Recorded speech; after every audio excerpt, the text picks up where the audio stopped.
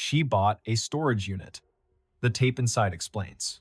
She bought the storage unit on a wind-pushed Saturday in early October, the kind of day when flags along the frontage roads snapped like polite warnings and the auctioneer's voice carried clean across the lot.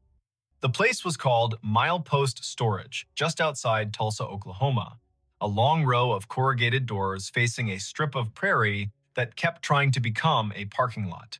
She was not a flipper by trade. She was a librarian who liked old paper and lost letters. Her name was Leora Penn, and she raised her hand on a hunch when the auctioneer said the original renter had defaulted contents as is, cash only. Before we begin, tell me, where are you listening from and what time is it there? The year was 2020, that long elastic year that stretched and snapped and stretched again. Leora had a quiet car with a trunk that clicked shut like a punctuation mark. She had a brother named Finch who texted her thrift store photos like fortunes. She had a mother in assisted living who remembered questions but not answers.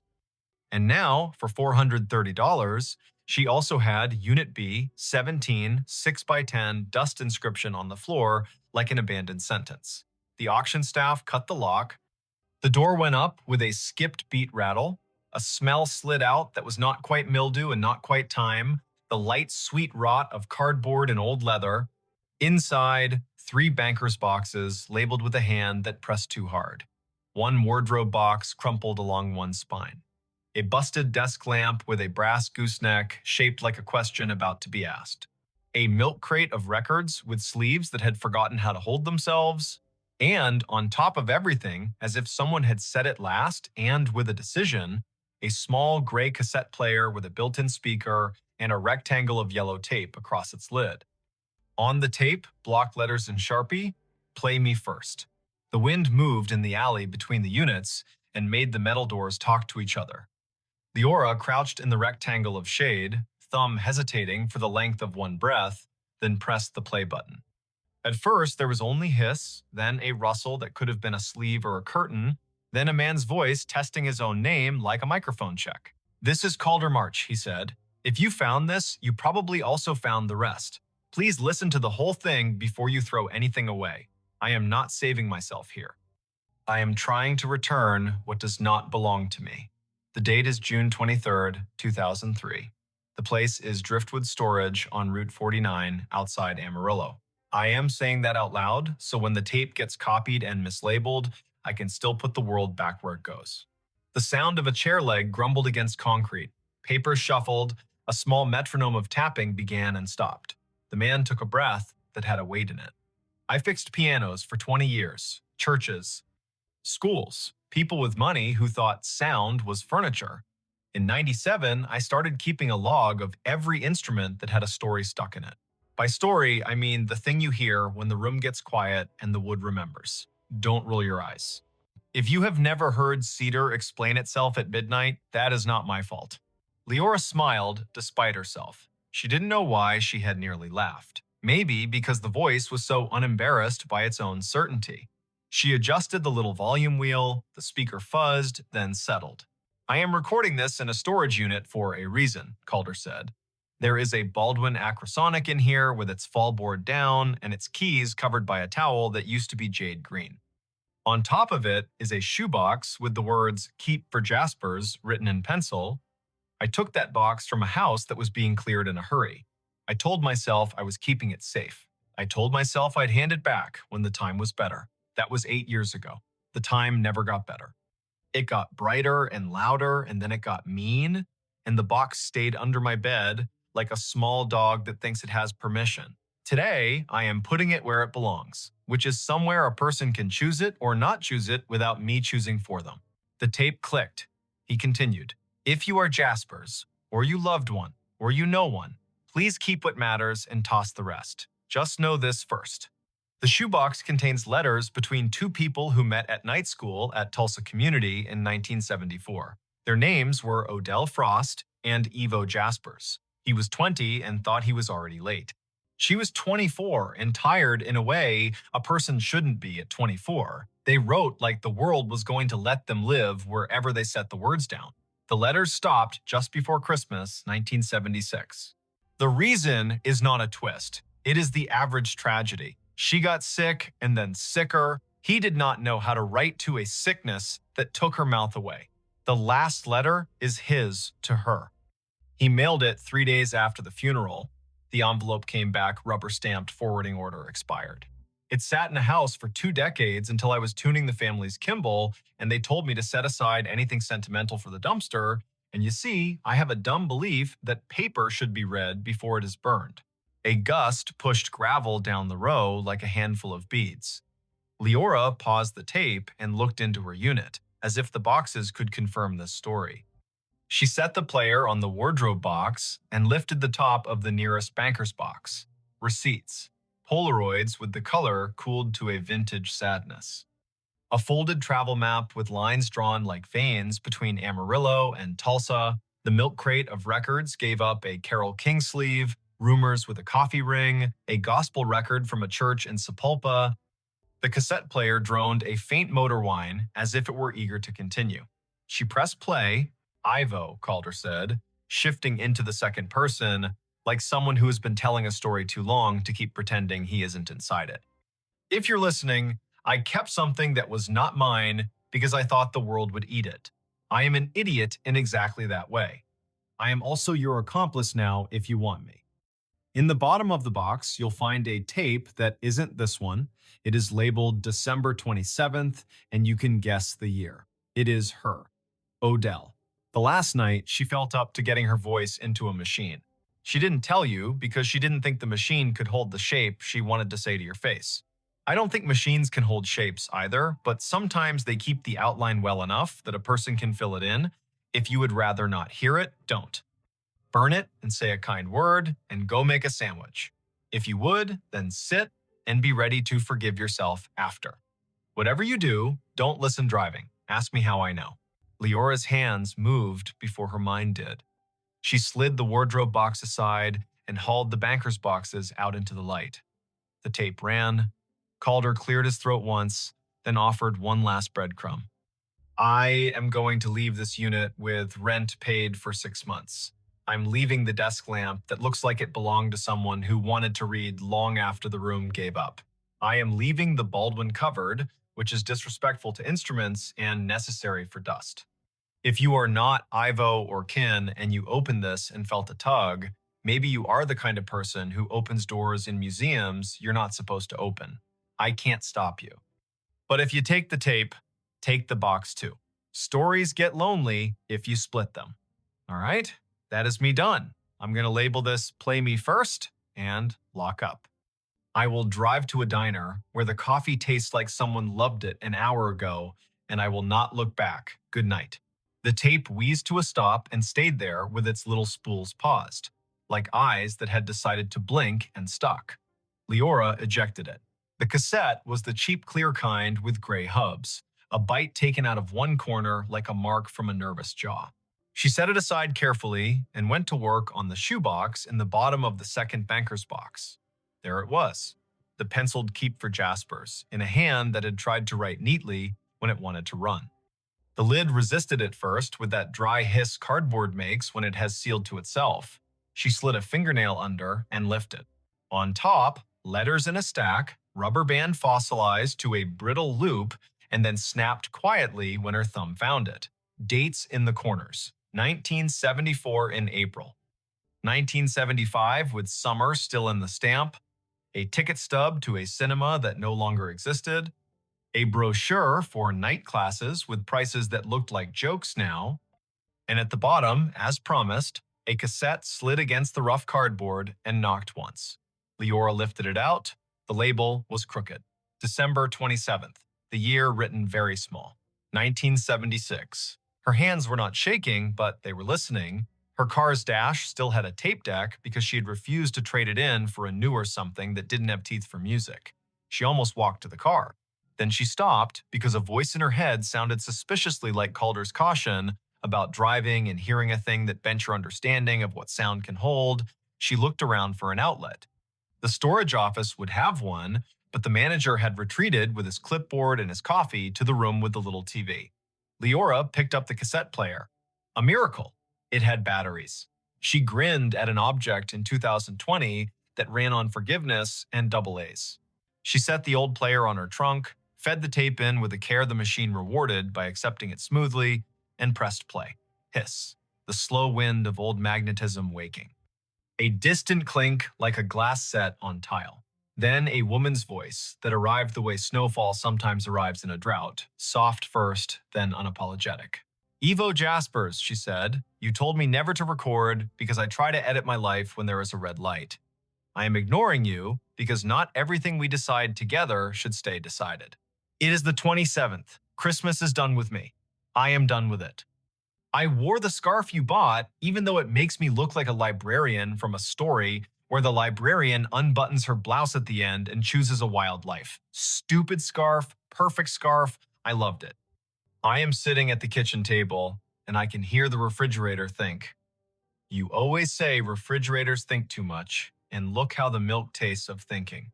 The voice was not shaky. It had the kind of steadiness that is not bravado, but a gift a person gives to the people listening. Odell breathed in as if drawing a line she wished were longer. I am not going to make it to spring, she said in the tone of someone admitting they are not going to make it to a movie on time. Nothing tragic in my voice, love.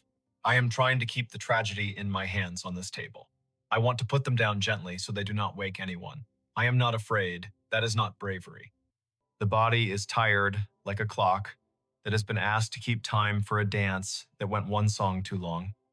What I am is greedy. I want more of you. I want to watch you learn how you stand when there is a child at your hip and a skillet on the stove and a song in your head. I want to hear your temper forgive your mouth. I want to finish organizing the Broken Spine novels at the bookstore, even though we both know I only work there to borrow sentences and put them back. But a person doesn't get to want and get in the same breath. Leora leaned against the car and closed her eyes for a count that surprised her with its length. The lot around her had its own noise, the rattle of a chain on a flagpole, a truck lugging in second, a crow that had lost its patience with something on the fence, but the voice made those sounds pat themselves on the head and promised to be quiet. You asked me once what I wanted you to do if I left first, Odell went on. I said remarry and be happy, because that is what you are supposed to say if you do not want to be accused of clutching.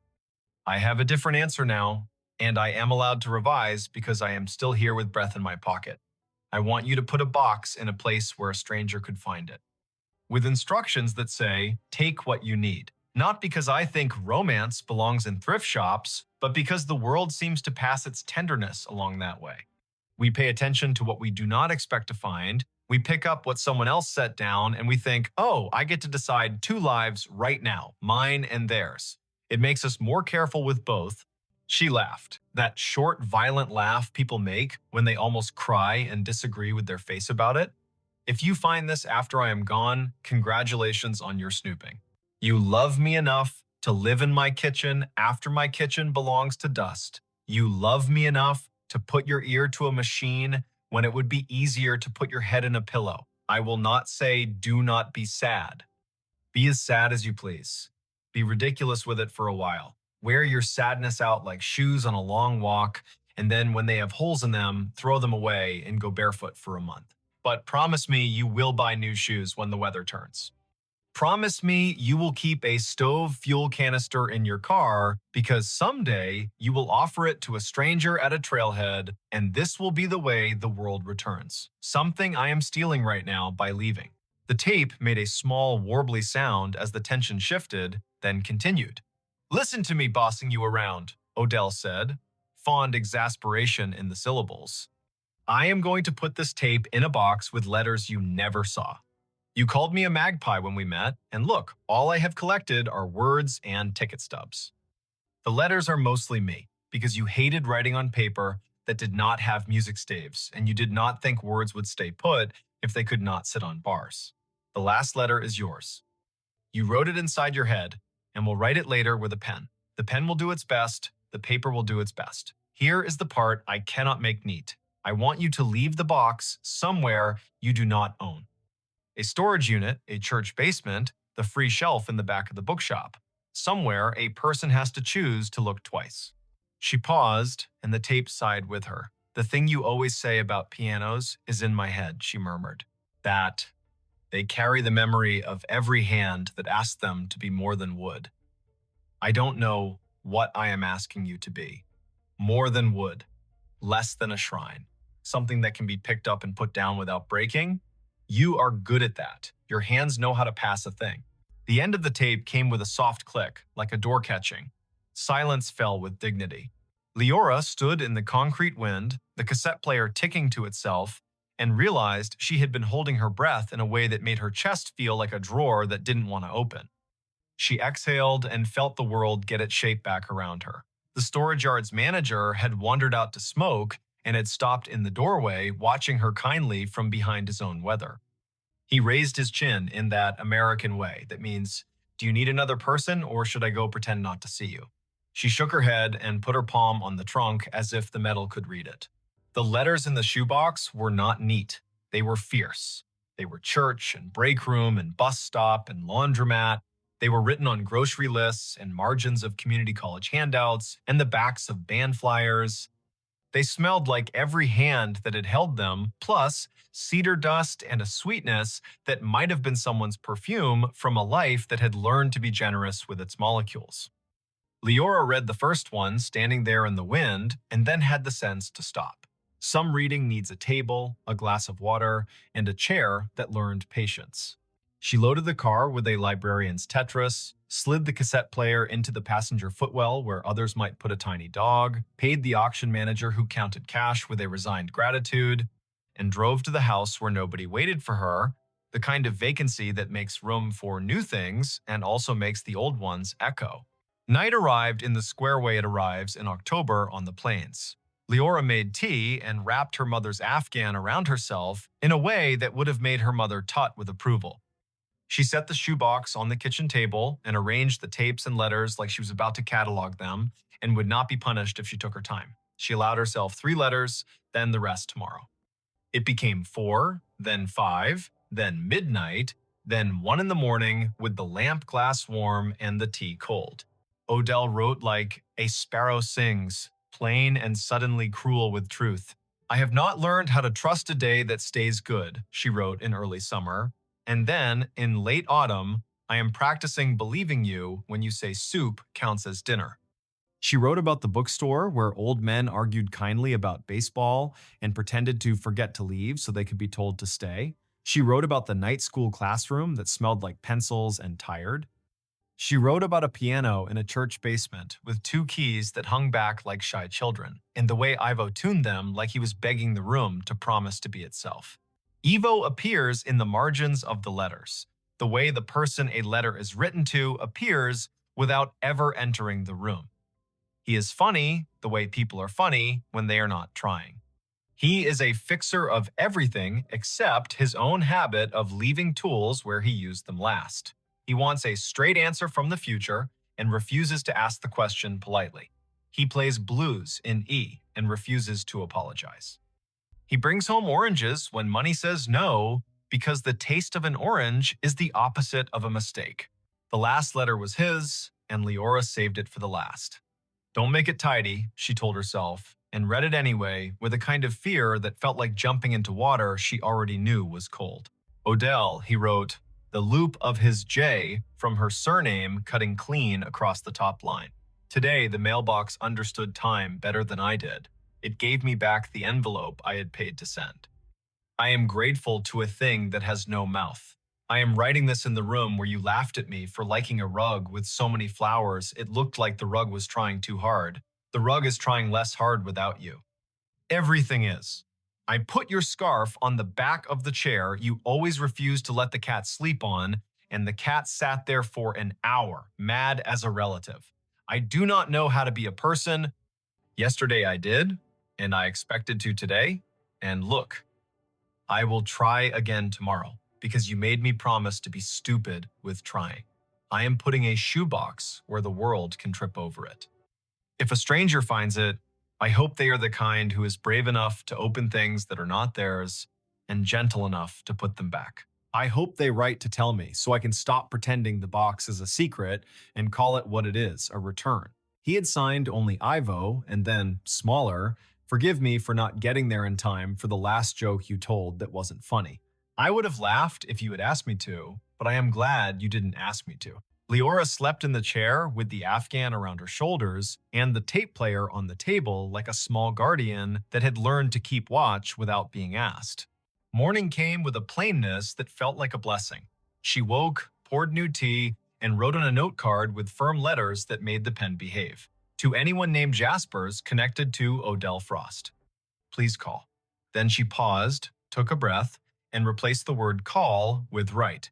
She did not know why until later, when the answer came folded in an envelope that smelled like someone's drawer. She found Ivo in the only way some people can be found now, by a trail of mentions that led to an obituary that did not brag. He had died in 2011 in a house where the cat had once slept on a chair. The obituary had the names of a sister and her two sons, a line about the instruments he had tuned for churches that might not have known what generosity costs, and a sentence that made Leora grip the paper. Survived also by the music he never got to write and the people who played what he fixed. The sister lived in Ponca City then. A search produced a different address in Bartlesville now. Leora wrote the note card anew and set it under a magnet on her refrigerator to stare back at her while she did dishes and decided if it was her place. 2 days later, she mailed a letter with the caution and audacity of a person who has to cross a room to hand a stranger back their own past. She included a copy of Calder's label in the corner because she wanted to prove that intention can be inherited. She waited. Waiting learned her name and sat down in her kitchen with its patient lamp. In a week and 2 days, an envelope arrived with a stamp that had been placed on at a slight angle, the way a person with a careful hand becomes human at the last second. The return address said Jaspers, and Leora sat down on the rug and read with her back against the pantry door. Dear Miss Penn, it began in a slanted script. My name is Anza Jaspers. I am Ivo's niece. I do not know how you got my address, but if you did it politely, I will thank you instead of yell. My uncle used to say, if you make a thing and put it in the world, you do not get to decide how it travels. I am relieved he is right. I know about Odell because I am named after her. He told my sister and me her story when we turned 12 so we would not confuse romance with rescue, and he told it again when we turned 20 so we would not confuse grief with identity. He had a box. We never saw inside it. He kept it under his bed like a grudging god. When he got sick, he told me there was a man named Calder who once did a kindness and a theft at the same time, and that someday the box might return the slow way. If it came, he wanted me to write back to the person who carried it, so I am writing. Tell me what you have. Tell me what you want me to do. If this is a joke, I will forgive you, because it would not be a funny one. Leora wrote back with copies of the first pages, careful not to let her own hunger make her rude. She offered to drive. Anza wrote back the next day with a time and a pot roast menu, as if there were no other way to do this than to feed someone. The drive to Bartlesville took the length of an album and a half, which is not how a librarian measures time, but this time it was. The clouds lay low and thin like a sheet pulled over a lamp. Leora parked in front of a house with white trim that looked like it had been painted by a person who knows how to steady a brush by leaning against the ladder. The door opened before Leora knocked. A woman in her 40s stood with her hands already out, not for an embrace, but for a receipt that weighed more than the shoebox. Behind her, a man waved from the kitchen. The smell of onions and thyme made everything gentler. Anza was the kind of person whose face tells you 50 stories before her mouth says one. She took the box and set it on the table and did not open it for a full minute. Then she did. Her mouth moved, a little, not because she was trying to speak, but because a person's lips sometimes learn to read when their eyes cannot keep up. They listened to the tape at the table with hands flat on the wood, not because anyone asked them to, but because it felt like a way to offer stillness to Odell's voice. When the part came about being ridiculous with sadness and wearing it out like shoes, Anza laughed the small laugh of a person who recognizes the flavor of the advice. He said that, she murmured. He said it like he was inventing the metaphor in front of us, and I have a tape of the original. The room held that sentence like it was catching something fragile. They ate pot roast with pieces of potato that had learned the taste of everything else in the pan. They drank coffee that was new enough to forgive any conversation. They opened the box and took out letters with their hands, like museum workers without gloves. They spoke names like they were calibrating a piano, tuning each syllable until it answered back. That night, Leora drove home under a sky that pretended to be empty and was not. She left the radio off so the car could hear what the night was doing. She slept and dreamed of a storage unit that kept changing its door color, and every door she opened was a different past returning itself. She woke with the taste of dust in her mouth and did not mind. In the weeks that followed, the box lived a second life in a house that understood how to host it. Anza read a letter a day out loud at the table with the window cracked and the dog asleep under her feet. She wrote Leora small updates. Today I learned how Odell laughed at my uncle's fear of oranges. Today I learned that night school used to smell like chalk and resolve. Today I learned that a person can fit a year inside a paragraph and still find room for the weather. Calder's name became a project. They wanted to thank him and did not know how to find his breath in the web. Leora tried phone directories from Amarillo with her librarian stubbornness. She found 3 Calder marches that were not him and one who had moved 2 years prior with no forwarding address. She found a piano tuner's business listing with a disconnected number. She turned to a stack of clippings and found, in a small column with a blurry photo, a mention of a memorial for a Calder M in a church that had bad lighting and kind carpet. The date was 2007. The photo showed a pair of hands holding a felt strip and a tuning hammer. The caption did not brag. A life, it suggested, that had done work and left the room better. Anza wrote a letter anyway. She wrote it as if it were going to be read out loud to a person who could not afford to be bothered unless the bother was beautiful. She mailed it to the church. She mailed one to the storage facility in Amarillo in case anyone there had inherited the story. She put one in a book at the free library on her block, tucked into a copy of a novel nobody seems to want when they need it and everybody wants when they have room. She addressed one to no one, put no stamp on it, and tucked it in the shoebox under the letters. In December, Snow performed its first attempt, failed, and tried again with a more persuasive voice. Leora went to visit her mother, who held her hand, and asked her what year it was, with a tone that admitted timelines are slippery now. Leora said it aloud, 2020, and then, when her mother smiled at the neatness of the numbers, Leora added, "It is also Tuesday afternoon and you like soup." Her mother nodded, satisfied by specifics. Leora read to her from one of Odell's letters. Her mother, who had always loved women who refused not to be clever, laughed once and said, "Tell her to write more." "I'll tell her," Leora said, and did not correct the tense. On the last day of the year, a small package arrived on Leora's porch in weather that could not decide whether to rain. It was wrapped in brown paper with string, old-fashioned on purpose and not by necessity. The return address was a music shop in Amarillo that smelled when she opened the door of rosin and hope. Inside the box, a cassette labeled in a different hand. It said simply, "Driftwood." Then, a date in 2003. A note was tucked in. "You do not know me," it read.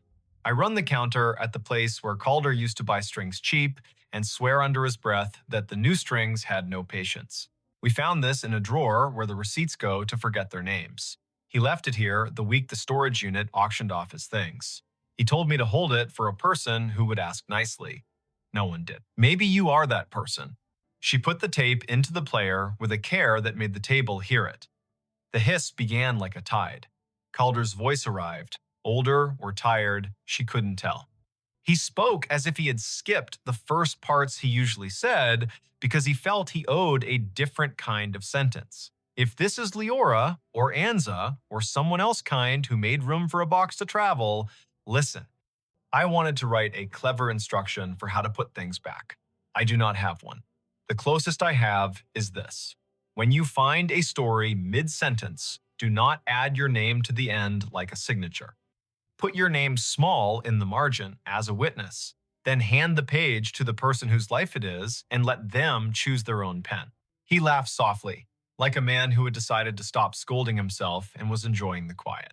The Baldwin in Unit B-17 has a hairline crack in the bridge that will not keep it from speaking if someone loves it anyway. Pianos are like that. People are like that. You will think you have to fix the crack to deserve the music. You do not. You will think the crack is the point. It is not. The point is that the thing still says what it came to say. The tape ended without drama. Leora sat in her kitchen with the shoebox open and the lights soft and the winter outside, pretending it would not ask for more heat. She took out Odell's last tape and listened again, not to study, but to keep a promise to let a voice use the room. She held the letters that had traveled across years, and storage fees and dust and a man's guilt. She smiled down a hallway of time toward a piano she would never see. In February, Anza sent a photo. It was the Baldwin, its towel folded and placed properly, its fallboard up, a vase of eucalyptus on the far end because some leaves talk quieter and longer than flowers. The caption said, "It holds tune better than it should." Anto would have called that grace. The next photo was a child's hand, Anza's daughter, pressing middle C like a doorbell. The next, a dog asleep under the bench. Spring learned its way up from the soil.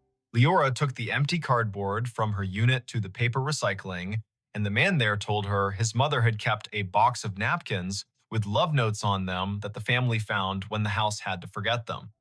People put thoughts anywhere, he said, and laughed a little as if proud of humanity's mess. She kept the cassette player. She kept the first tape that said, "Play me first," and the second that said December 27th because some objects become addresses. She kept a copy of one letter that had a sentence she recited on days when the library had more books than hands and more requests than hours. The sentence was Odell's, and it said, "I do not write to be wise. I write to leave a door open in case someone needed that exact door today." On a June morning, with thunder stacked like books no one had time to read, Leora pulled into milepost storage for the last time. She slid her unit door up, empty, except for the desk lamp that curved its brass neck, and asked if she was sure.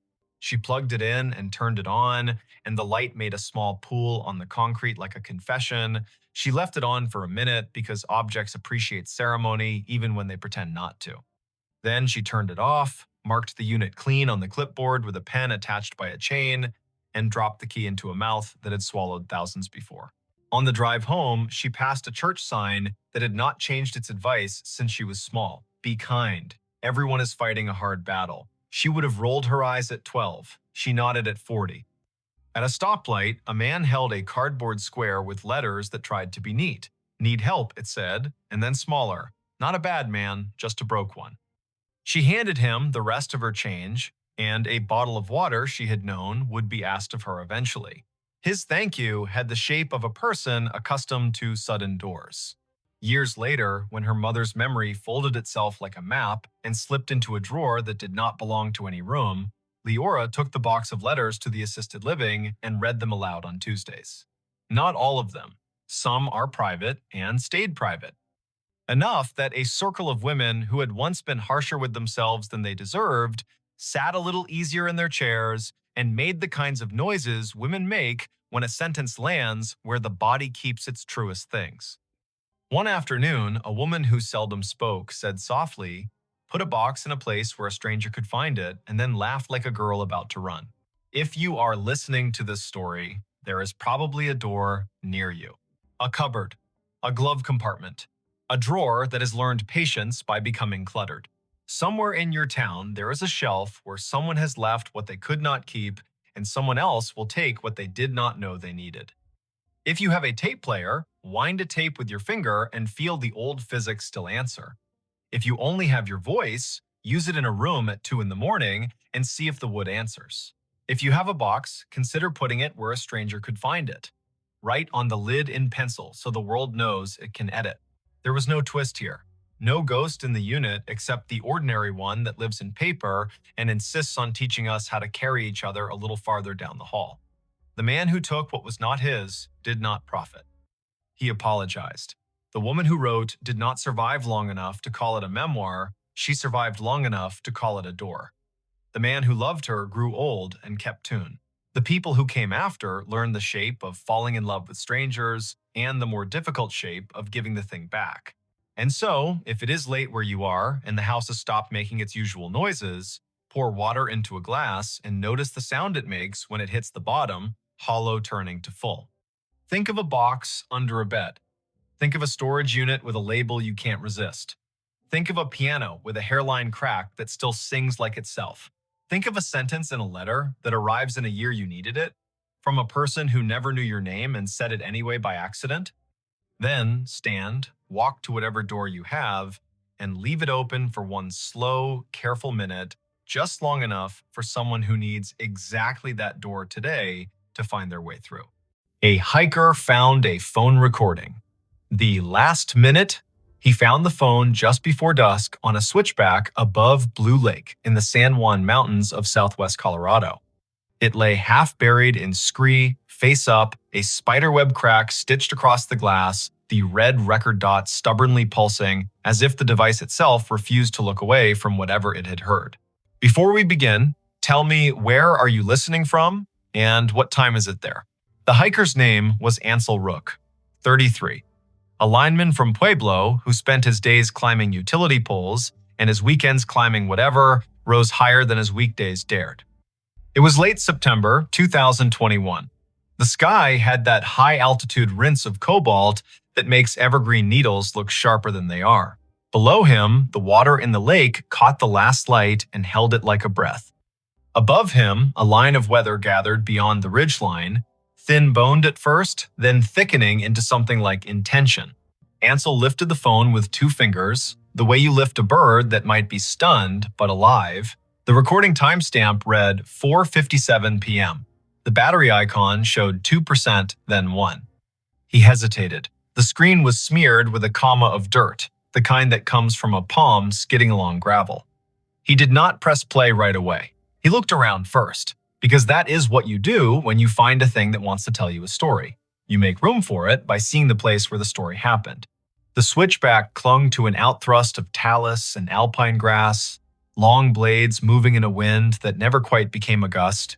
A cairn stood a little off the trail, too tidy to be natural, too thoughtful to be a prank. 2 boot prints were pressed into a patch of damp earth near the cairn, heel then toe, the kind of prints that happen when someone stops and leans forward for a better look at something that never asked to be looked at. Beyond that, the slope fell away into a tumble of shale and broken quartzite, a gray throat that could swallow a person without even needing to clear its own voice. He pressed play. First came footsteps, soft, measured, the sound of trail shoes finding their way over loose stone. Then, wind, not a roar, but a long vowel, a woman's breath, a zipper. The little chirp of a trekking pole knocking against a rock, and then being caught, steadied, forgiven. A far-off raven called once, then once again. The recording clipped and crackled, and then let the sound in wider, as if the phone had been lifted from a pocket. The woman's voice arrived next, not speaking to the phone, not to herself exactly, but to the place. Almost there, she said, and even in 2 words there was a smile you could hear. Another voice came in, thinner with distance, male, from above or beyond a switchback. Ansel could not see from his spot. Don't cut the corner. The tone was teasing, not scolding. It carried the kind of affection that worries by pretending not to. I know, the woman answered, and you could hear the grin get wider, as if she liked being told a rule she had already decided to follow. Ansel glanced up the trail, no silhouettes against the ridge, no packs leaning against a crumhole spruce, no motion that would explain a pair becoming 0.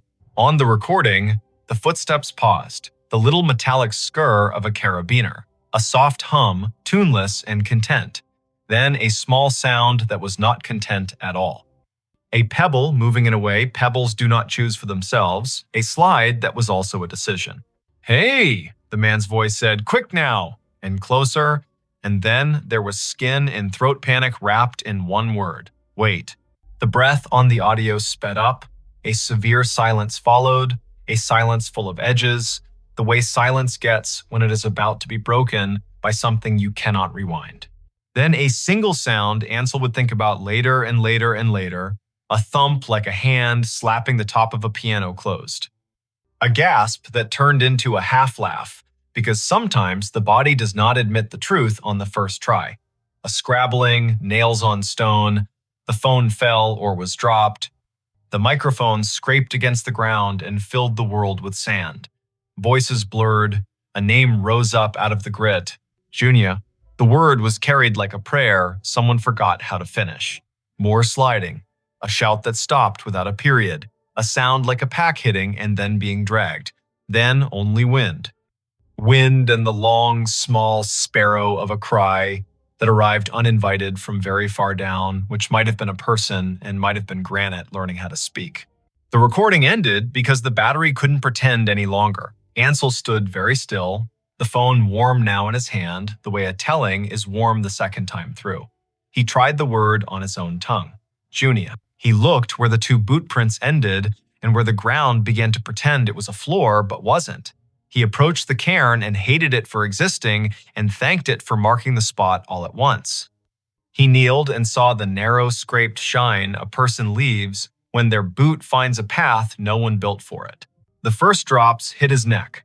Big, impatient, high country drops that are not water at all, but announcements. He lit his headlamp early, not because he needed it, but because a cone of light sometimes manages the world better than a wide, honest dark. He pulled an orange bandana from his pocket and tied it to the cairn. He took 3 photos in a slow circle: ground, slope, lake, and the way the sky had folded its arms. Then he did the most useful thing he knew. He climbed down to cell range. The call to the San Juan County Sheriff rang once, twice, and then a voice that had said this greeting more times than it wanted to answered with a name Ansel would remember. Deputy Cale Morrow. Calm. Not bored. Ready. Ansel described it carefully. Coordinates from his handheld GPS, the audio, the voices, the shape the trail made where it almost shook hands with the slope and then thought better of it, the bandana, the weather, rumored by the sky. Stay off the fall line, Morrow said. Get back to Timberline if you can and wait for search and rescue to reach you. Do not go after anyone you cannot see. He breathed in a way that made the phone sound like a lung. We've had a call about a late return from the Blue Lake Spur today. Your timing is not unlucky. It is the clock we were already watching. Ansel did as he was told. He descended to the last stand of wind-shaved spruce and waited, the kind of waiting that hums through bone. He could hear the storm organize itself on the ridge. He could feel how the mountains wear weather like a mood, quickly, convincingly, and then change it without apologizing. Headlamps appeared in the first gray of evening, a cluster of steady stars moving with purpose. 4 figures and a 5th slighter one moving with the confidence of a person who knows where the rocks are even when the rocks won't tell you. The 5th lifted a hand. Her hood was down despite the wind. Her hair was braided tight to keep the night from borrowing it. I'm Dory Keene, she said. San Juan Search and Rescue. This is Micah, Jovan, Arthur, and Wren. You the caller. Ansel nodded and gave them the phone. Dory turned the volume up and held the device near her ear, head bent, eyes closing in that way people have when they magnify one sense by dimming the rest. The others listened too, the small team suddenly one organism. When the man said wait, their spines stilled.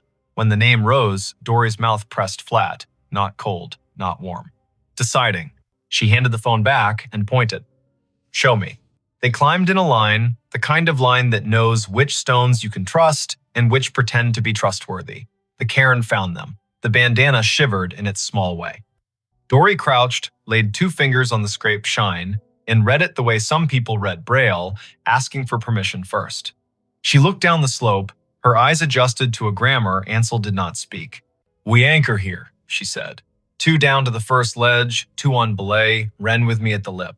You, Ansel Rook, you stay with Wren. If I tell you to move left, you move left. He swallowed, which tasted like metal, and nodded. The first thunder spoke. Not near, not far. The polite cousin of a threat. Rope hissed through gloves. Metal clinked with the bright sound mountain metal makes, a sound that knows at least 3 languages and prefers the most precise. Dory called down softly and answered herself when the wind was too busy to carry voices back up. 30 minutes grows very large when you cannot spend it on your own terms. The storm ignored them and then considered them and then walked away to another valley. The sky tried on a paler blue for a minute to see if it fit. Ansel watched a chipmunk watch them with the same fascination he felt. The animal had the kind of confidence that comes from being very good at running from everything. A shout made of 2 syllables rose from below, triumphant and careful at once. Got one? Dory closed her eyes for just long enough to speak without words to whatever listens up there. Then she called back. Name. Micah's voice floated up, thinner than it should have been. Junia. Alive. The sound inside Ansel's chest became something he had not realized he was holding back. He breathed it out in one steady line and leaned both palms into the earth, because you should always touch what keeps you from falling. They worked then. A litter arrived in pieces on shoulders and came together like an idea that had been there all along. Hands did what hands should do when someone needs to be lifted from one kind of gravity into another. They spoke to the person on the ledge in short lines, the way you speak to a horse you love and do not want to spook. Junia, we have you. Junia, do you feel this? Junia, breathe in when I count to 3. We're moving on, nowhere but up.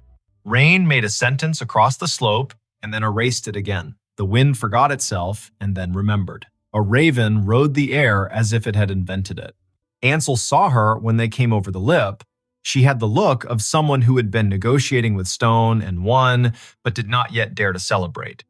Mid-30s maybe, hair the color of straw left in the sun, eyes that wanted to close and would not. Blood dried in a tidy line along her left temple. The right knee of her hiking pants was torn, and beneath it, angry purple began to write its name. A bracelet made of 2 woven cords circled her wrist, one blue, one green. The blue was frayed as if teeth had once worried it during a long night. She looked at Ansel first, not because of anything he had done, but because his face was the closest one when the world came back into focus. Her voice was rough from cold and prayer. Did you hear it? Did you hear me call him? He did not know who him was, and it did not matter. Yes, he said, as if yes were a kind of bandage. We heard you. We came. They moved her in the neat, practiced way people move someone who was more precious than anything else in the room. The rope line looked like music from a distance. The lightning threatened to tune its instruments and then decided not to play. The litter found the shadow of the pines and then the steeper shadow of the trail through meadow. 2 miles became an hour. The trail had arrived with the small surprise a finish line always carries. A white truck from the county waited, engine narrating its own faithfulness. A paramedic named Orrin Hux set hands on Junia with the kind of competence that makes even pain look smaller around the edges. He asked her name to ask her other things. Junia Ridge, she said. 35. From Albuquerque. Came up yesterday. Intended to camp. Yes, I was with someone. He was up the switchback. It was our second turn around the lake. That's his phone. She watched Ansel put the device into Orrin's outstretched palm and then closed her eyes because the world was too heavy to carry all the way open. Orrin asked the question that had to be asked. Where is he? Junia shook her head once, a small, broken metronome. I don't know. I slipped. He yelled. I caught the ledge. I don't know. Dory stood with her back to the truck and looked up at the ridge. Even from the trailhead, she could read the day along the stone. She spoke into the radio with the language that belongs to people who need updates to be short and full, second subject unaccounted, male voice on recovered audio, last known above Blue Lake Switchback 2, weather marginal, lightning east. Request second team from Telluride side if available, plus 1 dog on dawn, copy. It was full dark when the second team arrived. Headlamps stitched the slope like fireflies, convinced they were surgeons. The dog named Palace, coat black as a charcoal drawing that had learned to move, took the scent from a hat Junia had kept tucked under her hip belt. The dog read the ground like an old friend's letter. Up to the cairn, left where the trail pretends it is a suggestion. Down 3 shelves of stone, some people would call cliffs, and other people would call arguments. Then the animal stopped, sat, whined once, and put its chin on its paws. They found nothing that night. Not nothing in that cruel sense, but nothing you could put your hands on and say this belongs to him. No pack, no trekking pole, no hat. No snack wrapper with a name in tidy black letters like a first day of school. The mountain held its tongue. Morning came with a sky made of tin and apology. They went again, Palace worked again. Ren set anchors again. Micah called in a voice that refused to become thin. Ansel was sent home because there is a point where more bodies become less help. He drove south toward Durango, the road curling along the Animas River, cottonwoods just beginning to try on their gold. He listened to the recording once more in the motel parking lot, sitting very still, as if any motion would knock truth out of the speakers. Junie awoke in a bed that had rails and numbers and beeps. Two things lived in her body now: pain and the certainty that she had not imagined the second voice. The nurse wrote her name on a whiteboard that greeted morning patients like a cheerful aunt. Junia. The day. The plan. The surgeon's name with its syllables arranged like fence posts. Deputy Cale Morrow came in late morning. He had the kind of careful that does not pretend it isn't careful. He set a small gray recorder on the tray table with the gelatin cup and did not move it closer to her as if it were a burden. He asked permission. She nodded. He asked again, because some nods do not mean yes. She said yes. He pressed the button and spoke the words aloud the way people do when they want to make the world behave. Interview with Junia Ridge. Date, time, present, she told him. The way the weather had looked all day like a bluff, and how bluffs tire themselves out eventually. The man she had met at the trailhead that morning when she realized she'd left her stove fuel on the driver's seat back in town, and he had said without flinching, "I have more than I need, take mine." His name was Orrin Bale. Not a common name, which helped the telling and hurt the hurt. He was 39, maybe 40. He had the kind of smile that makes coffee taste the way it ought to. He had the kind of pace that lets conversation sit down and stay a while. He had his sister's dog and a photo on his phone, and had not tried to pretend it was his own. He had said it was his first time above 12,000 feet since he was a boy, and that the air was thinner, but his head felt clearer, and wasn't that funny. She had not planned to hike with him. They had both headed out early to beat the thunderheads that never quite decided to arrive. They crossed the first creek together because rocks are often friendships in disguise. They turned at the little waterfall, then again where the climb gets greedy. Somewhere near noon, they split. He to the saddle above the lake to look for ptarmigan, she to the outcrop on the western side where the blue looks bottomless and makes you feel the size of your own heartbeat. They regrouped by accident among a stand of willows that kept the wind in its coat. They ate together because food tastes better when someone else laughs at your almonds for being aspirational and you laugh at their gummy bears for being perfect. He offered the second loop around the lake, and she said yes, because saying yes is sometimes a way of agreeing with the day. And then the fall. And then the seconds that were longer than seconds. The name she tried to lace to him as if names were rope. The way the ledge held and then complained and then held again. The fact that there had been no shout that sounded like pain, only a shout that sounded like surprise, and then a long conversation between gravity and silence that ended with silence believing it had won. Cale listened the way people listen when they use listening as a tool. He did not say, "I am sorry," in the first 5 minutes, because sometimes sorry has to wait its turn behind words that can anchor an actual investigation. He asked for a description that could be drawn into a cruiser laptop sketch. He asked for the brand of the pack, the color of the jacket, the kind of hat. He asked if Orrin had a habit of humming, joking, leaning to his left when he walked. Junia closed her eyes and watched the man step through the room her mind made of the trail.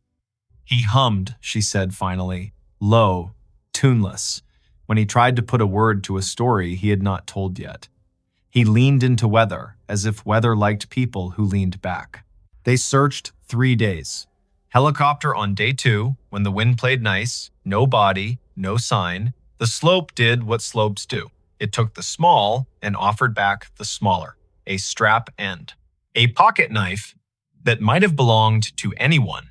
A grin of metal that once was a grommet. Nothing that knew how to clap its hands and say, mine. The internet made its murmurs the way it does. The forums filled with conjecture. The ones who have never been above treeline explain to the ones who have exactly how Talus works. A post from a cousin arrived in the kind of font grief chooses when it has to choose one. Have you seen him? Another from a person who knew a person who might have known him and wrote that he was the kind of man who never took the last donut. A stranger said, "Why was she with him at all? As if who walks beside you guarantees you a ladder back down." Dory Keene did not read the forums. She read the mountain. On day 4, she told Kale in a voice that allowed both compassion and math that if the slope had decided to keep him, it likely would continue to keep him until snow learned what it wanted to do and then taught them in spring. Kale nodded, his jaw set lazy and hard, the way the river sets a stone down and then decides where it lives. Junia went home to Albuquerque with stitches like commas along her hairline and a knee wrapped in instructions. She slept 4 nights without the part of sleep that heals. On the 5th night, she dreamed of blue water that did not know it was cold, and a voice saying, "Wait," in a tone of gentle impatience, as if wait were a surprise party she would like if she would just stop walking long enough to see the lights. Come on. Ansel went back to work. Pulls. Wire. The logic of circuits. He found himself stopping on the shoulders of county roads to watch clouds interrogate a ridge and answer themselves with rain. He listened to the recording once more, then deleted it because a voice should be treated like a person's glove. Pick it up only if it is yours or if the person who wore it has asked you to hand it back. The snow came in late October, the way it comes in the San Juans, when it decides to be industrious. It buried the slope's grammar, it set down the season like a book a child might not be ready for. Thanksgiving arrived with a turkey that somebody had to carve whether they wanted to or not. December wrote its short letters, and January forgot to put a return address on anything. In early June of the next year, when the snowpack loosened its jaw, 2 things happened on the same day. At 11:19 in the morning, a pair of hikers from Montrose came down from the saddle above Blue Lake early because the sun had made everything overconfident and the heat on the rock had learned to be a lie. They paused near the outthrust of Talus, where a cairn had once worn an orange bandana and now wore nothing but its own small pride. A zipper glinted among the stones. The zipper was attached to a jacket the color of fog. The jacket was wrapped around the idea of a man. They did what the poster in the ranger station says to do when a finding stops being a finding and becomes a person. Mark the spot. Note the time. Back away in the exact steps you made arriving. Carry more silence than usually carry. Call. The second thing that happened at 1:27 in the afternoon occurred in a backyard in Albuquerque where the cottonwood shed its soft snow over a patch of lawn that wanted more water than the city wanted to give it. Junia's phone chimed. She looked down, thinking it would be the alert she still had not turned off for the county updates. Instead, there was a text from a number she had written down on a napkin and saved on purpose. It said only this: "We found him. Dory." Junia sat on the back steps and watched 3 ants perform a task more complicated than any she had been assigned that week. She did not cry because they had prepared her politely not to expect this. She did not smile because smiling was a verb her face had not practiced with that sentence. She pressed call and heard a voice that wore dust and care. Dory told her what could be told on a phone and promised the rest would be told face to face, because some tellings don't belong to towers and waves. A week later, Junia drove north, past Espanola, where the signs know 2 languages, past Abiquiu, where the river looks like it can't help but gather light, over the state line, that is a thought and a mile marker and a map all at once, into the San Juans, where the air remembers your first name and uses it. Dory met her at the small office with the big map and 2 chairs that had learned to carry tired people. Kale was there too. He set a folder on the table and did not open it until her hands rested on her knees, the way you rest a cup on a saucer. "We recovered MrBallen," he said, and the word recovered did not feel like anything except exactly itself. 2 hikers saw the jacket. He left the trail at the switchback, slipped on the lip, and fell more than 30 feet to a shelf. The shelf kept him for winter. He likely died on impact. No signs of anything except the mountain doing what mountains do when you ask them to hold a human being. The autopsy says the thing autopsies say when physics chooses the verbs. She asked the question that had been living in her since the voice said, "Wait, did he speak after I slipped?" We can't say, Kale said. And then because the truth deserved a little mercy, he added, "The The shelf where we found him was below your ledge, not above it. Which means his voice on the recording was in the seconds before you both stopped standing and started falling. After that, he would have been below you. If you don't remember hearing him then, that is your brain giving you a gift it knew you could not buy for yourself yet. Dory laid something on the table, wrapped in a brown paper lunch bag. "We think this is yours," she said. "We found it lodged in a crack just above where you came to rest. It had become part of the mountain, but it was stubborn in a way that listened." Junia unwrapped the thing, the bracelet from her wrist. The blue and green cords had become one color winter makes. The frayed end had been burnt to keep the braid from unraveling and then worn down again by time. She turned it in her hand, thumb finding the place where the weave had learned her skin and made it a home. "He gave me this at the trailhead," she said. "He said he made 2 of them when he decided to stop drinking 3 years ago. He kept the green, he wore it under his watch.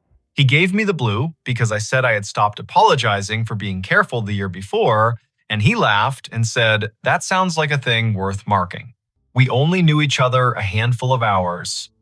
And yet," she closed her fingers, then opened them again. "Ansel Rook sent me the audio file. Did you know that? He asked if it would help. I said yes before I knew the answer. It did not help, and it did. Both are true." They stood later at the trailhead. The mountains looked less like authorities and more like the long, patient elders they are. A breeze moved through the spruce in a way that would be mistaken for whispering if you were the kind of person who liked to be mistaken that way. Junia closed her eyes and saw the shelf she had not seen. She said his name once out loud and not loud, the syllables answered by not answering at all. They buried Orrin Bale in a small cemetery behind a church that had learned to be ecumenical because the weather didn't care which god you favored. His sister came with the dog whose photo he had shown. She spoke without paper, which meant her mouth borrowed words from the heart, and the heart forgave the mouth for not being tidier. Junia stood 2 rows back and pressed her fingers into the bracelet and found she did not have to press very hard to feel the world answer. Ansel did not come to the service because attendance is sometimes not the right way to honor a stranger you helped. He drove a route that took him past a ridgeline and paused in the pullout that locals use because it's theirs. He left his truck idling. He rolled the window down.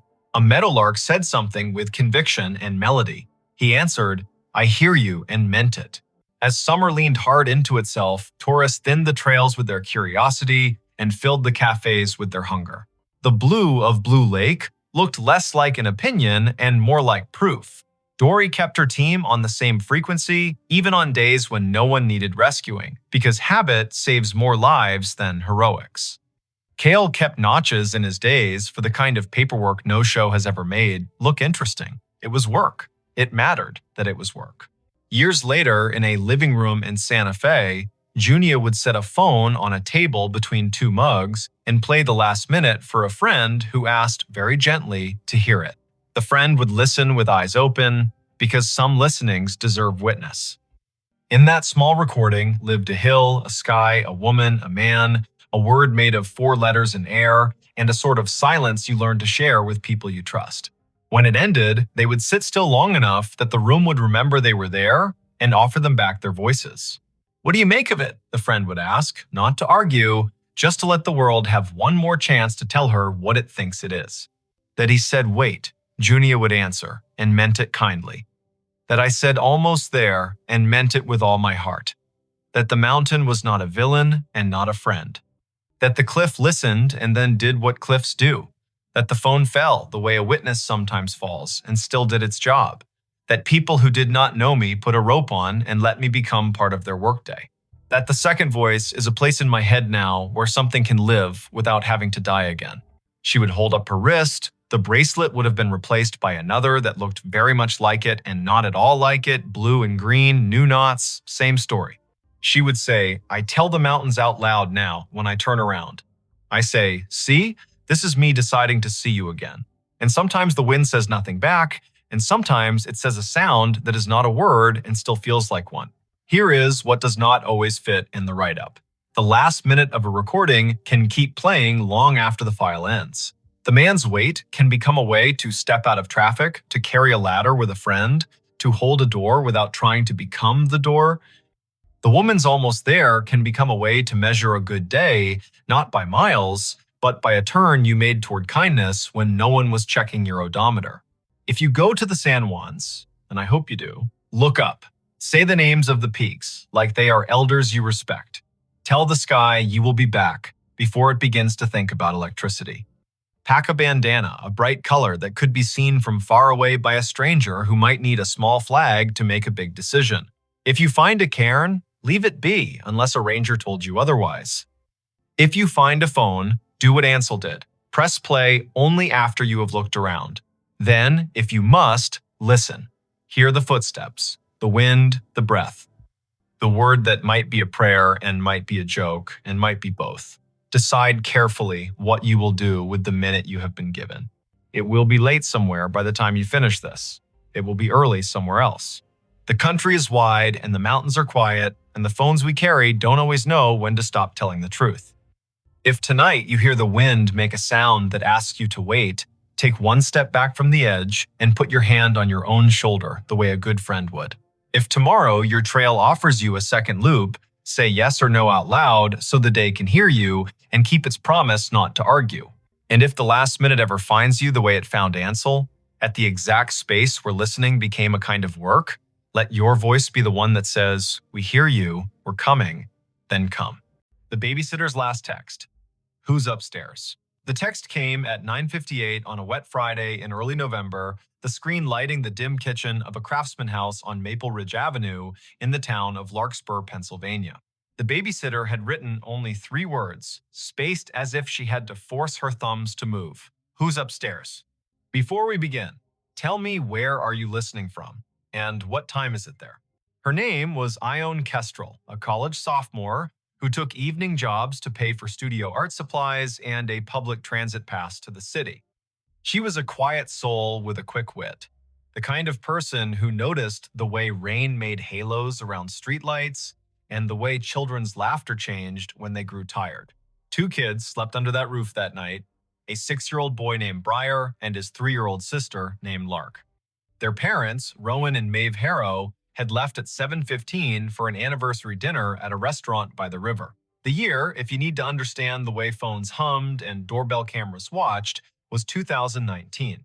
The house at 42 Maple Ridge was one of those old American stories, built in wood and memory, a deep porch with a swing that complained just enough to be charming, oak floors that spoke out loud when the humidity changed, crown molding thick as a picture frame. At the back, a narrow staircase rose from the mudroom to a short landing, and then up again into the second floor where the bedrooms sat in a row like well-behaved children.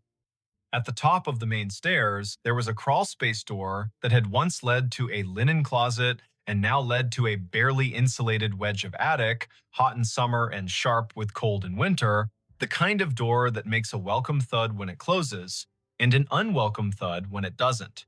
Before the Harrows left, they did all the small, loving rituals.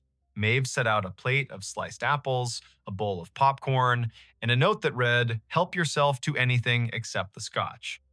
Rowan pointed to the thermostat and said the heat pumps kick on if the temperature dips. Fancy house, but the bones are stubborn.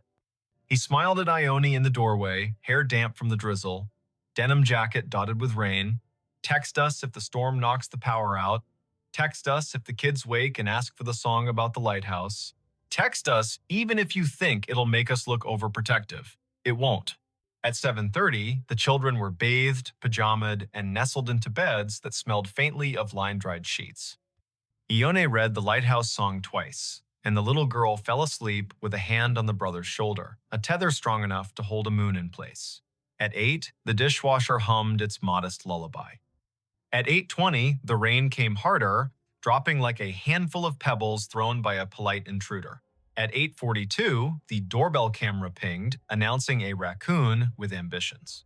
Ione's phone ticked with messages from a group chat, small bursts of jokes and memes. She answered 2 and then set the phone face down, because she had promised herself she would be the kind of sitter who watched and listened. She put a kettle on. She chose a mug with a hairline crack because hairline cracks reminded her of river maps. She stood at the back window and watched the alley, where a single streetlight blew a cone of yellow onto the wet blacktop like a candle someone had forgotten to snuff. At 9:21, a floorboard spoke upstairs. It was not the sound of a child rolling over and not the polite pop of wood releasing humidity. It was a stepped-on sound, slow and weight-bearing, forward and then a tiny, deliberate back. Ione took one breath, then another. The kettle clicked off. The house returned to its normal choir. She checked the baby monitor screen. Two small forms slept. The greenish night vision painting dreams onto their faces. She told herself she knew old houses. She told herself wind can make timber say things it doesn't mean. At 9:36, the sound came again. Above the kitchen this time, in the hallway between the children's rooms. One step and another. A long pause. Then the faintest scrape, as if someone had scuffed a shoe and then, embarrassed by the sound, tried to rub it out with the sole. The kind of scrape that turns the air thin. Ione lifted the house phone from its cradle because old houses carry old phones like relics. No dial tone because this was 2019 and the landline was a costume. She put it back and picked up her cell. No missed call, no alert from the doorbell camera. She opened the parent's contact, hovered, did not press. First, she would look, she would be careful. She would not give Rowan and Maeve a reason to race home on wet roads unless there was a reason. She climbed the back stairs because they felt less like a stage. Each step was shallow and careful. The rain softened to a hiss. Her breath became a guest she had to host with manners. At the landing, the air grew cooler. She could see down the short hall into the little boy's room, the lighthouse nightlight casting a steerable arc of white. She could see the girl's room door nearly closed, just enough to make a crescent, the way some children like it. She could also see the crawlspace door at the top of the main stairs. It was closed, latch turned. That mattered more than it should have. She waited. Sometimes the house wants to know if you have patience. Sometimes it will reward you with silence. Sometimes it will not. There was a third sound, not a footfall this time, but a breath. Not hers. Not a child's soft, open-mouth exhale, but the kind of breath that pauses at the end like it is tasting the air. It came from the darkness beyond the crawlspace door, except the door was shut. Ione felt the tiny hairs along her forearms confess themselves to fear. She stepped into the boy's room. He slept with his mouth open just a little, lower lip shiny. Good. She stepped to the girl's room. Little Lark had turned onto her stomach, stuffed rabbit tucked under her chin. Good. When Ione moved back into the hall, her eyes caught something at the far end where the light thinned. A strand of damp hair lay across the floorboards, faint as a pencil mark, a single narrow ribbon that did not belong to either child. It glistened. She knelt without thinking and picked it up. Cold. Clean. Long enough to belong to someone grown. She stood up too quickly and steadied herself with a hand on the wall. Her palm pressed into a nail head that had been painted over and sanded down so smooth it felt like a coin. She thought the oddest thought then. If I press that nail in, will the crawlspace door open by itself? She smiled at herself because fear makes even introverts dramatic in their own skulls. She returned to the back stairs, slow and exact, and only when she reached the fourth step from the bottom did she glance at her phone. The time read 9:58. The text she sent herself, as if letting the words exist outside her head could make them smaller, was only 3 words. Who's upstairs?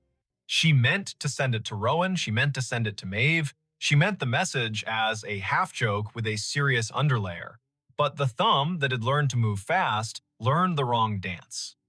It went to her friend in the group chat, and by the time she realized, the message had already become a tiny flare in half a dozen pockets around town. Her friend replied with, "What are you doing?" and also joking, right? And also put them on speaker. Ione did not reply. She set the phone on the counter face up this time. She took the largest knife from the drawer and then immediately put it back because knives are not courage and courage is not noise. She chose instead a heavy flashlight from the mudroom shelf, the kind that doubles as a hammer. She clicked it on. The beam carved a clean white tunnel along the baseboards.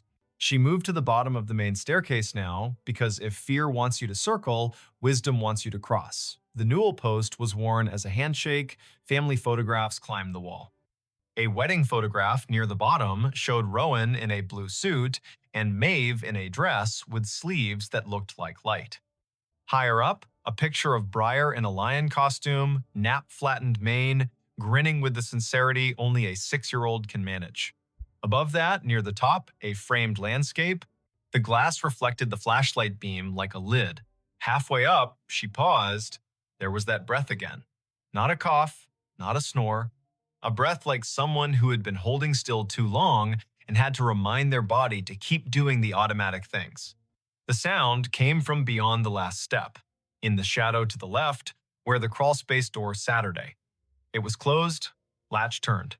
She aimed the beam at the brass. The metal showed a fog that had not been there a minute ago, condensation, from a mouth that had exhaled near it. She kept her own mouth shut because you cannot take breath back once it is out. The latch moved. It moved too gently to be gravity. It made the tiniest metal-on-metal sigh. Then it stilled, as if the person behind the door had realized they had announced themselves and decided to pretend nothing had happened at all. Ione's voice, when it came, was not loud. It was firm in the way a music teacher's voice is firm when she asks a child to stop tapping the desk with a pencil. I'm a babysitter. The police are on their way. If you are a neighbor who has made a mistake, this is your chance to leave without me seeing your face. If you are not a neighbor, this is your chance to decide to be one. Nothing moved, but the house did a small thing then. It clicked. A sound traveled through the baseboards from kitchen to parlor like a cricket chirp. The refrigerator compressor had kicked on. The world had not narrowed to only this door. She stepped higher. She brought the beam closer to the latch. She did not touch it. She watched a drop of moisture on the brass slide very slowly toward the handle and then stop, held by a force that did not want to be named. From the children's rooms, nothing. From outside, rain. From down the hall, a draft like someone had opened a mouth to speak and then decided not to. She took the phone, thumb shaking now not from drama, but from the body's strange understanding of scales. She typed 911 and the call went through on the first chime. The dispatcher answered with a first name and a county. Ione told that calm voice her name, the address, the fact of 2 sleeping children, the fact of a locked door with breath behind it that did not belong to the family. The voice said, officers are on the way. The voice said, stay on the line. The voice said, do not open the door. So she did not. She watched it the way you watch a stage when you know the performer is already in the wings. She told the dispatcher every small thing she saw. The latch is fogged. The brass is pitted near the screwhead. The paint around the jamb is chipped the way it chips when someone tries to open a door with a butter knife.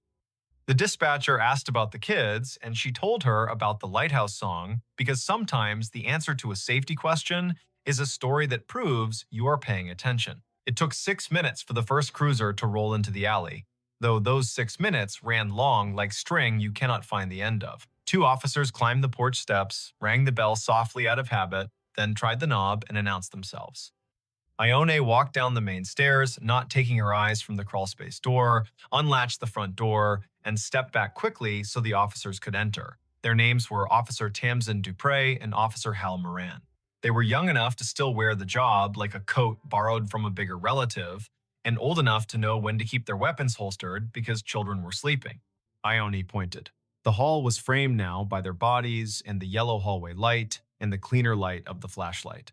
Officer Dupre nodded, raised a hand to let silence accumulate, and then approached the door with a slowness that reminded Ione of a conductor raising a baton before the first downbeat. Dupre put 2 fingers lightly on the latch and did not move it. She bent, eye to the thin seam between door and jamb.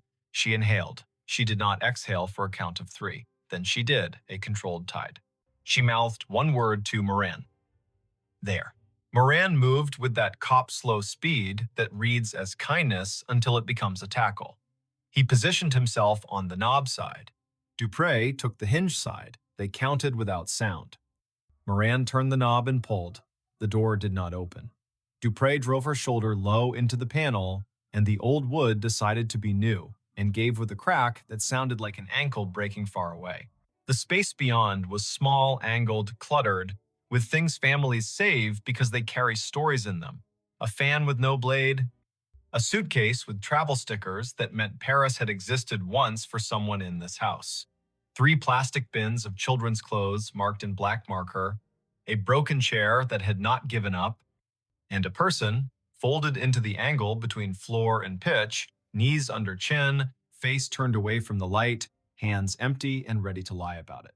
Dupre said, "Do not move." Moran said, "Show me your hands." The person did not show their hands.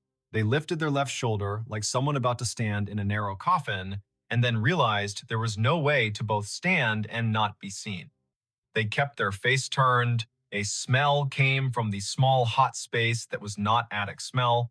It was sweat and wool and rain and a cologne Ione could not name but would recognize for years in crowds and feel a short-lived lightning in her spine. The person finally shifted enough for the light to catch their cheekbone. Smooth, young, the jawline of someone who still believes they can sneak back to the version of themselves that did not make this choice. Dupree reached. The person flinched, then stilled. Moran took the wrists, quick. Plastic cuffs clicked, and Saturday. The person whispered one word so fast and so quiet, it sounded like a sound and not a word. Please. There are nights when a house rearranges what you know about it. There are nights when law and luck arrive at the same time and dress alike so you cannot tell who deserves the thank you. There are nights when children sleep through the loudest noises and wake to the softest ones. Breyer woke when Officer Dupre gently asked Ione if the boy had a favorite song she could sing while they stepped this stranger past his doorway and into a world that would be, for the stranger, smaller and heavier. Ione sang the lighthouse song, the boy rolled over, the girl sniffed twice and then reclaimed her rabbit. The name given at the kitchen table later, with the cuffs off and the hands folded around a paper cup of tap water, was Corin Vale. He was 22, a barback at a music venue downtown, a part-time mover for a storage company on the edge of town, a person whose landlord had changed the lock that very afternoon because rent was late again, and who had wandered past the Harrow's house just after 9, watching rain stencil shadows on the porch. He said the front porch light was off, that the back alley light was the kind that made him nervous because it buzzed. He said he had once done a job in this very house, moving boxes after Maeve's mother passed, that he knew the crawlspace door did not always latch if you pushed too hard. He said all this in a way that sounded like memorized lines. Officer Moran left for a minute and returned with a small bag-tagged chain of custody. Inside, a multi-tool with a narrow flathead blade that would fit under a painted jam and lever it without much damage, a pair of cheap cotton gloves, damp, a folded postcard someone had intended to mail, featuring a lighthouse on the coast of Maine and a note written in pencil that read, "We are well, love you, see you in December." The postcard had not been addressed yet. Corin looked at the lighthouse as if it had insulted him. "Why?" Officer Dupre asked. "Are you in a crawl space with a multi-tool?" Corin said he wanted to get out of the rain. He said he saw the back door wasn't fully latched. He said he knocked and no one answered. He said he stepped inside to be out of the weather. He said he heard children and then realized he had made a mistake and was trying to hide until he could unmake it. He said he had not gone near the bedrooms. He said he had not taken anything. He said most lies are just a breath away from the truth if you hold the breath long enough. The doorbell camera proved he had never rung. The back door, which Ione had locked after the raccoon, had not been forced, which meant the multi-tool had met the strike plate and learned a new way to talk. The thin condensation on the latch proved his face had been inches from the brass, as if he were listening through metal to weigh his chances. The damp hair on the hallway floor did not match Ione or the children. It matched Corin. The officers did not say poetry out loud, but sometimes evidence makes a poem whether or not you want it. Rowan and Maeve arrived at 10:28, wind-blown and wet, faces open with fear, and then with the specific relief parents make when they count the number of children and find the number unchanged. Maeve thanked Ione, then thanked Officer Dupre, then thanked the kettle for existing because it gave her hands something to do. Rowan walked to the base of the main stairs and looked up at the crawlspace door and put his hand on the newel post like a man greeting an old friend and apologized under his breath to the house for not knowing it needed him tonight. The rain slowed. The streetlight outside defined every leaf as if auditioning them for a brighter job. Corin Vale sat at the kitchen table and looked smaller and then larger and then smaller again, the way a person does when they realize they have chosen a story they cannot revise. He asked for a lawyer then, as was his right, and the night shifted into a new shape with paperwork and phone calls and the sound of zippers on evidence bags. Later, after the officers had gone and the house had been put back in order with all the rituals humans use to convince themselves the world is knowable, Rowan stood on the porch and stared at the street. A car hissed by, tires whispering on wet asphalt. Somewhere, a train declared itself. He turned when Ione stepped onto the porch with 2 mugs of chamomile tea and the brittle, beautiful calm people make after the danger has taken its hands off their shoulders. He said thank you a dozen ways that did not use the word thank. She said, of course, a dozen ways. That meant I am shaking on the inside, but I am still here. Maeve joined them, the porch light warming the edges of her hair, and the 3 of them stood in a small triangle like a warning sign no one else would read. When Maeve spoke, her voice had a new floor under it. We will change the locks. We will reinforce that door. We will move the postcard basket. We will install a sensor that turns on a light at the slightest motion. We will do the things that let us sleep. Ione nodded and did not say that sleep would come with its own sounds now. The sound of a breath behind a door. The sound of a latch fogging. The sound of a floorboard speaking the truth. There is a detail the police report will not mention because police reports must make simple lines out of crooked nights. At 9:59, after sending the text to the wrong chat and before calling emergency services, Ione leaned her forehead against the cool plaster of the stairwell for the space of 1 heartbeat. She whispered something that was not quite a prayer and not quite a promise.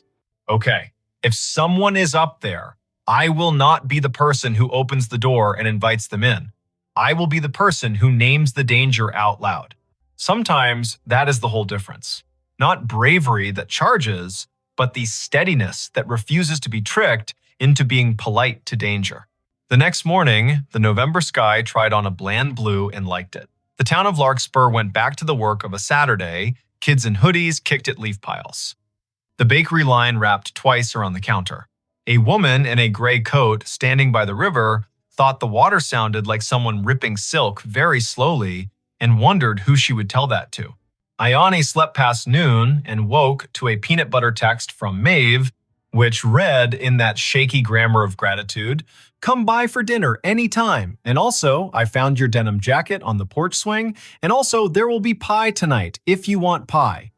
She smiled and answered with too many thank yous and 1 yes to pie. She showered longer than she needed to, stood still in the water in a way that made time into a warm curtain, then dressed in gently clean clothes that smelled like detergent and a future.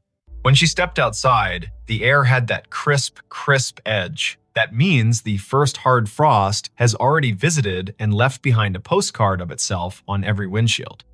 Maple Ridge Avenue looked like an old movie taught to speak color. She walked past houses that had their curtains open a little wider than usual, past neighbors who held eye contact just a second longer, the way people do when the story has almost become a myth and they want to remind themselves it is still shaped like a person. On the Harrow's porch, there were new screws in the latch. The crawlspace door upstairs had a length of wood screwed diagonally across it like a stern eyebrow. A small motion sensor had been installed in the hall. It blinked a polite green and then went to sleep. The kids were in socks, sliding across the floor, laughing the laugh that children make the morning after a storm when the yard is new again. Rowan handed Ione a slice of apple pie on a paper plate and said again what he had said the night before, but with the daylight, making his voice warmer. You kept your head, you called, you stayed steady. That is the whole job sometimes. We will tell people that part when we tell them the story. Not who he was, not what he said, not the smell. We will tell them you named the danger and didn't let it decide your speed.